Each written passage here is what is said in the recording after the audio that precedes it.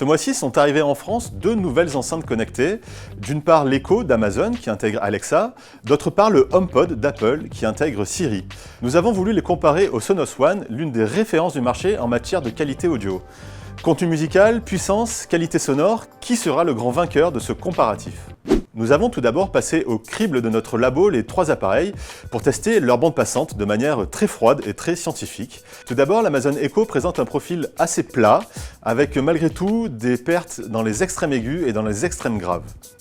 La Sonos One a un profil très différent, avec une belle représentativité d'un côté des graves, de l'autre des aigus, et un léger creux au niveau des médiums. C'est très logique puisqu'en fait l'enceinte intègre à la fois un woofer et à la fois un tweeter. Sans haut-parleur médium, ces fréquences ne sont forcément pas présentes. Enfin, le HomePod lui mise absolument tout sur les basses. C'est-à-dire qu'on voit clairement la bande passante s'écrouler au niveau des aigus. C'est assez étonnant puisque le HomePod est constitué à la fois d'un woofer et de plusieurs mini tweeters disposés autour de l'appareil. Donc c'est clairement là un choix d'Apple de vouloir le faire sonner comme ça. En théorie, c'est donc l'Amazon Echo qui a un son le plus équilibré. En pratique, on va voir que ses concurrents ont des arguments très solides. Pour information, nous avons utilisé un micro professionnel Sennheiser pour ces prises de son. Il est dédié à l'enregistrement d'instruments. Ce n'est pas une représentation parfaite de la réalité, mais ça donne tout de même une bonne idée de la qualité de ces produits.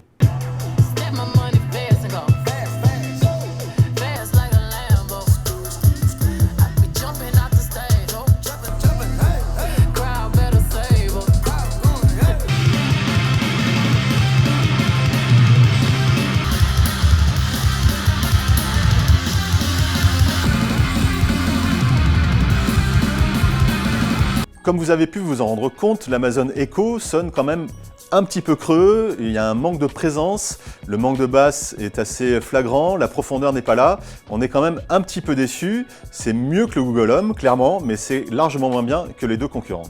Du côté du HomePod, vous avez pu vous en rendre compte, on a un son qui est largement identifié Beats, avec des basses présentes et puis malgré tout des aigus qui sont un petit peu trop en retrait pour avoir tous les détails de la musique. Enfin, le Sonos One, lui, présente le profil le plus équilibré des trois appareils. D'abord, les voix sont bien présentes, on aime aussi beaucoup le rendu des aigus qui sont très détaillés, et puis les basses, malgré tout, même si elles sont moins intenses que sur le HomePod, sont bel et bien là. Très clairement, à chaque appareil correspond un style de musique.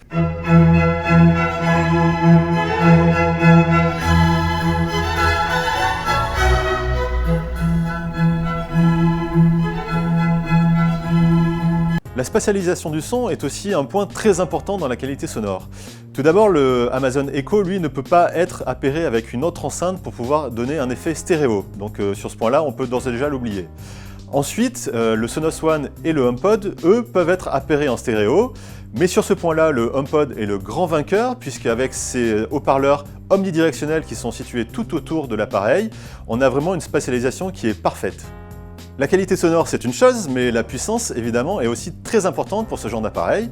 En fonction de la taille de votre pièce, cela changera clairement votre perception du son. Sur ce point-là, l'Amazon Echo est largement en dessous de ces deux concurrents.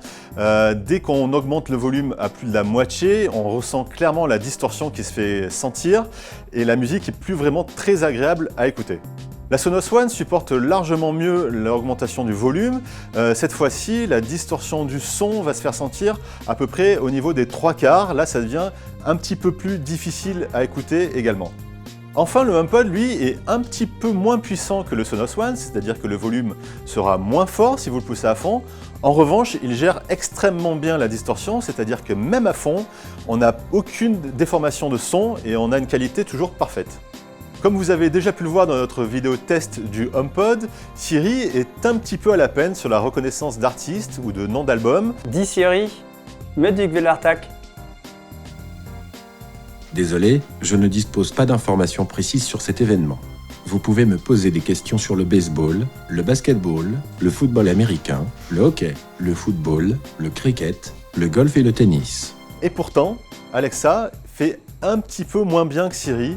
C'est compliqué aussi pour elle de reconnaître exactement ce qu'on lui demande. Vous n'êtes pas prêt de lâcher votre téléphone. Alexa, mets l'album Blueprint de Jay-Z. Lecture aléatoire des titres jazz par Prince Royce.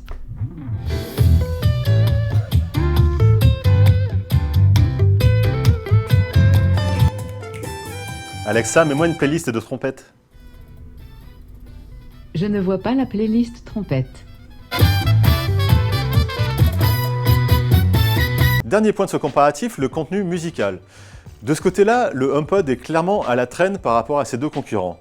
Alors oui, il propose un accès à Apple Music qui est très riche en morceaux, en albums, en podcasts, mais en revanche, question offre radio, on est un petit peu en dessous de ses concurrents puisque seule Radio France est supportée nativement.